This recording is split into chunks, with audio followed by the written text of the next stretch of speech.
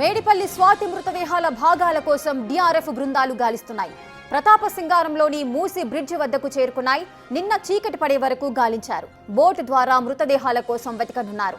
మరోవైపు కామారెడ్డిగూడలో మహేందర్ రెడ్డి ఇంటి ముందు మృతురాలి కుటుంబ సభ్యులు ఆందోళన చేస్తున్నారు.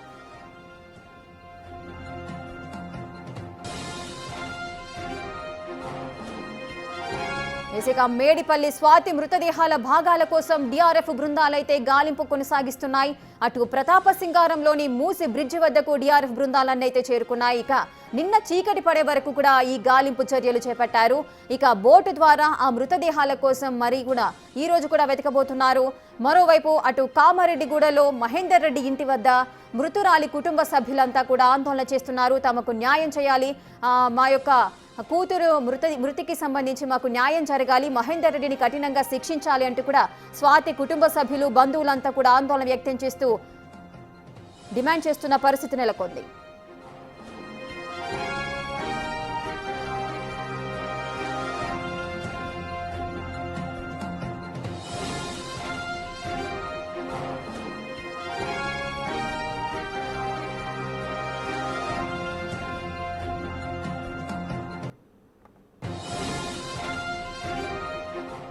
మేడిపల్లి స్వాతి మృతి ఏ విధంగా జరిగిందో ప్రతి ఒక్కరికి తెలిసిందే. మహేందర్ రెడ్డి స్వాతిని ముక్కలు ముక్కలుగా నరికి ఆమె యొక్క భాగాలన్నీ కూడా అటు మూసిలో పడవేశాడు.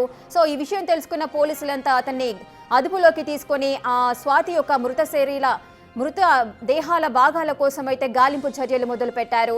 అటు డిఆర్ఎఫ్ బృందాలు అయితే రంగంలోకి దిగాయి. నిన్నటి నుంచి కూడా మూసిలో గాలిస్తూ ఉన్నాయి. ఈ రోజు కూడా డిఆర్ఎఫ్ బృందాలు అటు ప్రతాపసింగారంలోని మూసి బ్రిడ్జి వద్దకు చేరుకున్నాయి.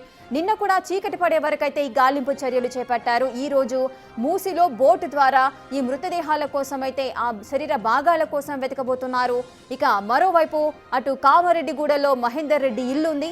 ఇక మహేందర్ రెడ్డి ఇంటి ముందు మృతురాలి కుటుంబ సభ్యులంతా కూడా ఆందోళన వ్యక్తం చేస్తున్నారు. స్వాతి యొక్క మృతికి మాకు న్యాయం జరగాలంటూ కూడా వారు ఆందోళన చేస్తున్న సందర్భాలు నెలకొన్నాయి. పూర్తి డీటెయిల్స్ మా ప్రతినిధి సాగర్ లైవ్ లో అందిస్తారు. సాగర్, ప్రజెంట్ ఇక్కడ సిచ్యువేషన్ ఏ విధంగా ఉంది? కుటుంబ సభ్యులంతా కూడా ధర్నా చేస్తున్నారు అంటున్నారు. అటు డిఆర్ఎఫ్ బృందాలంతా కూడా మూసిలో స్వాతి శరీర భాగాల కోసం గాలింపు చర్యలు మొదలు పెడుతున్నారు. ఏం జరగబోతోంది? పూర్తి వివరాలు ఏంటి? రేఖ, స్వాతి డెడ్ బాడీకి సంబంధించినటువంటి ఏదైతే కాళ్ళు చేతులు కొన్ని భాగాల కోసం డిఆర్ఎఫ్ బృందాల సర్చ్ ఆపరేషన్ అనేది ఇంకా కొనసాగుతుంది.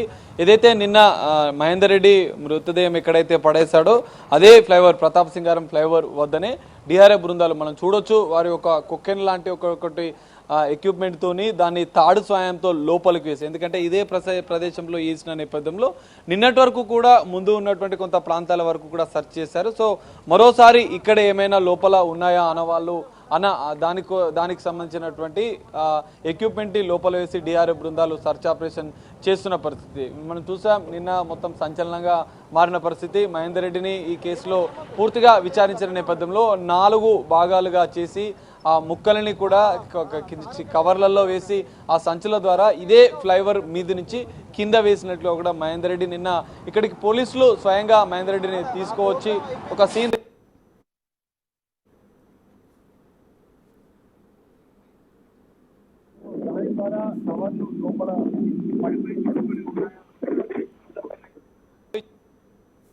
అంశం డిఆర్ఎఫ్ బృందాలు మేడిపల్లి పోలీసుల పర్యవేక్షణలో అయితే ఇంకా సర్చ్ ఆపరేషన్ కొనసాగుతున్న పరిస్థితి. ఎందుకంటే ఇక్కడ మనం చూడొచ్చు మూసి ఫ్లోటింగ్ ఎక్కువగా ఉన్న నేపథ్యంలో ముందు వైపుకు కూడా వెళ్ళే అవకాశం, ఇంతకుముందు మనం వెళ్ళి వేసి చూసాం, అది ముందుకు వెళ్ళిన పరిస్థితి. సో ముందు వరకు కూడా కొంత సర్చ్ ఆపరేషన్ నిన్న సాయంత్రం వరకు కూడా చేశారు. సో ఈ రోజు కూడా ఇక్కడ కొద్దిసేపు పూర్తిగా సెర్చ్ చేసిన అనంతరం మరి ముందుకు వెళ్ళి కూడా కొంత డిఆర్ఎఫ్ బృందాలు పరిశీలిస్తామని చెప్తున్నారు. మరోవైపు కుటుంబ సభ్యులు మాత్రం తమ కూతురి డెడ్ బాడీని తీసుకోమంటూ గ్రామంలో ఆందోళన వ్యక్తం చేస్తున్నారు.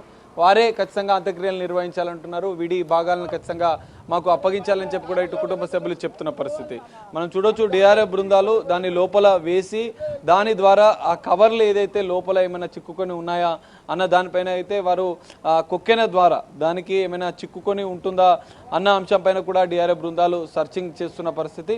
కొన్ని వేరే చెత్త చెదారాలు అయితే బయటకు వస్తున్నాయి. అయితే ఈ కవర్ అనేది ఇక్కడే లోపల చిక్కుకొని ఉందా లేదంటే ముందుకు ఫ్లోటింగ్ ద్వారా వెళ్ళిందా అన్న దానిపైన కూడా కొంత డిఆర్ఎఫ్ బృందాలు ముందుకు వెళ్ళి కూడా నిన్నటి వరకు సెర్చ్ చేశారు. ఈ రోజు కూడా కొంత ముందు బాచారం అనే గ్రామం వద్దకు వెళ్ళి కూడా అటువైపుగా ఏమైనా వచ్చిందా అనేది కూడా కొంత డిఆర్ఎఫ్ బృందాలు సెర్చ్ చేశారు. ఈ రోజు దాదాపు 5 టీం ఉన్నటువంటి డిఆర్ఎఫ్ బృందాలు అయితే ఇంకా సెర్చ్ ఆపరేషన్ ఈ విధంగా లోపల వేసి అక్కడ కొంచెం ముందు వైపుకు వెళ్ళినా కూడా అది దానికి తట్టే విధంగా కూడా ఆ కవర్లను వెతుకుతున్న పరిస్థితి అయితే కనిపిస్తుంది. సో మేడిపల్లి పోలీసులు ఇప్పటికే మహేందర్ రెడ్డిని రిమాండ్కి తరలించారు, చెల్లపల్లి జైలుకు తరలించారు. అయితే ఇక్కడ ఓన్లీ ముండే మాత్రమే ఇప్పుడు గాంధీ మార్చురీలో ఉంది, దాన్ని కుటుంబ సభ్యులు తీసుకోవడానికి నిరాకరించారు. మిగతా కాళ్ళు, చేతులు, తల దాదాపు మేడిపల్లి బాలాజీ హిల్స్లో తాను నివాసం ఉంటున్నటువంటి నివాసంలో మహేందర్ రెడ్డి భార్యను 5 నెలల గర్భవతి అని చూడకుండా అతి కిరాతకంగా హత్య చేసి అనంతరం ఎక్సా బ్లేడ్తో ఆ కాళ్ళు చేతులను కట్ చేసి తల భాగాన్ని కట్ చేసి 4 కవర్లలో సంచులలో కట్టి 4 సార్లు అక్కడ రాత్రి సమయంలో కావడంతో ఎవరు పెద్దగా చూడలేదన్నట్లుగా కూడా తెలుస్తుంది. 4 సార్లు 12 కిలోమీటర్లు బైక్ పైన ప్రయాణం చేసి మహేందర్ రెడ్డి ఆ భాగాలను ఇక్కడికి తీసుకొచ్చాడు. సో ఇక్కడ తీసుకొచ్చి ఇదే ప్రాంతంలో ఏదైతే ప్రస్తుతం డిఆర్ఎఫ్ బృందాలు సెర్చ్ చేస్తున్నటువంటి ఈ భాగంలో కొంచెం పాయింట్అవుట్ చేసుకొని ఇదే పిల్లర్ల వద్ద నుంచి కిందికి వేసినట్లుగా కూడా చెప్పారు. మనం చూడొచ్చు ఇట్లా ఈ విధంగా ఏమైనా కవర్లు ఏమైనా వస్తుందా అని చెప్పి డిఆర్ఎఫ్ బృందాలు భావిస్తున్నాయి. ముందు వరకు కూడా దాదాపు 2 కిలోమీటర్ల వరకు కూడా వెళ్ళి నిన్న డిఆర్ఎఫ్ బృందాలు సెర్చ్ చేశాయి. సో డిఆర్ఎఫ్ బృందాల సెర్చ్లో నిన్న ఎలాంటి ఆనవాళ్లు దొరకకపోవడంతో ఈరోజు మరోసారి డిఆర్ఎఫ్ బృందాలు సెర్చ్ చేస్తున్న కొంత బస్తా లాంటి పదార్థాలు కొన్ని అయితే కనిపిస్తున్నాయి. కానీ ఆ కవర్లు మరి బస్తాలో వేశాడా, కవర్లను నేరుగా వేశాడా అన్న దానిపైన కూడా కొంత నిన్న వివరాలు పూర్తిగా సేకరించారు. మరి ఫ్లోటింగ్ ఎక్కువ ఉన్న నేపథ్యంలో ఇక్కడ కాకుండా ముందుకు కూడా వెళ్ళే అవకాశం ఉన్న నేపథ్యంలో డిఆర్ఎఫ్ బృందాలు మరో బృందం కొంచెం ముందుకు 2 కిలోమీటర్ల ముందుకు వెళ్ళి ఆ చెట్లకు సంబంధించినటువంటి మనకు కనిపిస్తున్నటువంటి ఆ చెట్లు ఫ్లోటింగ్లో ఎక్కువగా ముందుకు వెళ్ళే అవకాశం ఉంది. రాళ్లకు కానీ ఆయా చెట్లకు కానీ తట్టుకునే అవకాశం ఉన్న నేపథ్యంలో అటువైపు కూడా కొంత డిఆర్ఎఫ్ బృందాలు పరిశీలిస్తున్న పరిస్థితి కనిపిస్తుంది. ప్రస్తుతం నిన్న వేసిన స్పాట్లో అయితే డిఆర్ఎఫ్ బృందాల సర్చ్ ఆపరేషన్ కొనసాగుతుంది. పోలీసులు ఇంకా పూర్తిస్థాయి దర్యాప్తు ఇప్పటికే చేశారు. అందులో వాళ్ళ తల్లిదండ్రులు కూడా విచారించే అవకాశం కనిపిస్తుంది. ఇక్కడ కుటుంబ సభ్యులు మాత్రం కామారెడ్డిగూడలో ఆందోళన చేస్తున్నారు. ఖచ్చితంగా తమ కూతురిని చంపినటువంటి మహేందర్ రెడ్డిని ఉరి తీయాలి, ఖచ్చితంగా ఆ మృతదేహానికి సంబంధించిన అంత్యక్రియలు కూడా అత్తగారింటి వారే చేయాలి, మహేందర్ రెడ్డి కుటుంబ సభ్యులు చేయాలి, వాళ్ళు ఊరికి రావాలంటూ కూడా డిమాండ్ చేస్తూ వారు ఆందోళన చేస్తున్న పరిస్థితి. ఇటు మూసీ ప్రతాప సింగారం మూసీ నాలా వద్ద మూసీ నది కింద మాత్రం డిఆర్ఎఫ్ బృందాల సర్చ్ ఆపరేషన్ కొనసాగుతుంది. నిన్న ఎక్కడైతే స్పాట్ మహేందర్ రెడ్డి ఆ కవర్లను వేసిన ప్రాంతంలో డిఆర్ఎఫ్ బృందాలు సెర్చ్ చేస్తున్నాయి. సో ఇక్కడ కొద్దిసేపు సెర్చ్ చేసిన అనంతరం కూడా మరికొంత ముందుకు వెళ్ళి కూడా డిఆర్ఎఫ్ బృందాలు సెర్చ్ చేసే అవకాశం ఉంది. మరి ఆ స్వాతికి సంబంధించినటువంటి మృతదేహానికి విడి భాగాలు దొరుకుతాయా లేదా ఫ్లోటింగ్ ఎక్కువ ఉన్న నేపథ్యంలో ఇంకా ముందుకు వెళ్ళిన కొట్టుకెళ్ళాయా అనేది కూడా చూడాల్సిన పరిస్థితి కనిపిస్తుంది. Rekha. Right, thank you Sagar, thanks for the live details. Mahender కు ఉరి శిక్ష వేయాలంటూ స్వాతి సోదరుడు శ్వేత కూడా డిమాండ్ చేశారు. తన అక్కడకు చాలా సార్లు కొట్టి హింసించారని కన్నీళ్లు పెట్టుకుంది. నమ్మించి మోసం చేశాడని స్వాతి సోదరి చెబుతోంది. తన సోదరి మృతదేహాన్ని ముక్కలుగా ఇస్తే ఊరుకోబోమని అంటున్నారు.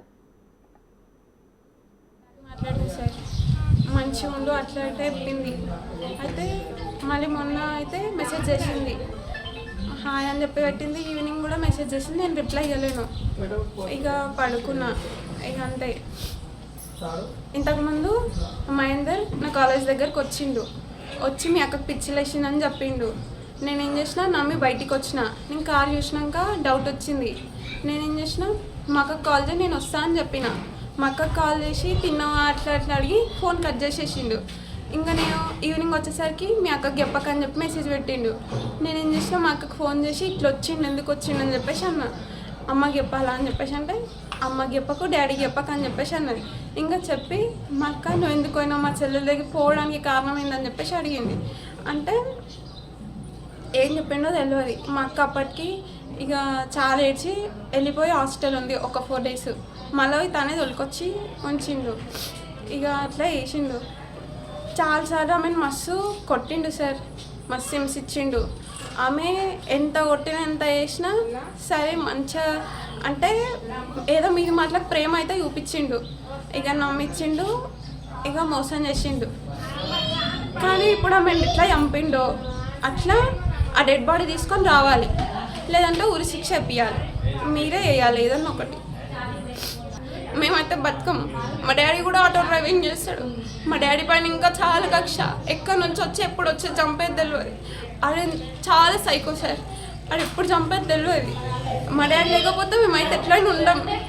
నేనైతే మా అక్క చచ్చిపోయింది సార్, నేను బతుక అని గురిసిక్ చేపిస్తే ఏదన్నా ఒకటి, లేదంటే ఆయన పేరు మీదనే చచ్చిపోతాం, అందరం చచ్చిపోతాం. మా అమ్మ మా డాడీ అయితే ఎట్లయినా బతకరు, వాళ్ళు ఏదో ఒక టెన్షన్ పెట్టుకొని అయితే చచ్చిపోతారు. మేము ఇక బతికి ఏం లాభం లేదు అని గురిసిక్ చేసి మా వాళ్ళు ఎట్లా ఉన్నా ఇక నేను చూసుకొని ఉండగలుగుతా.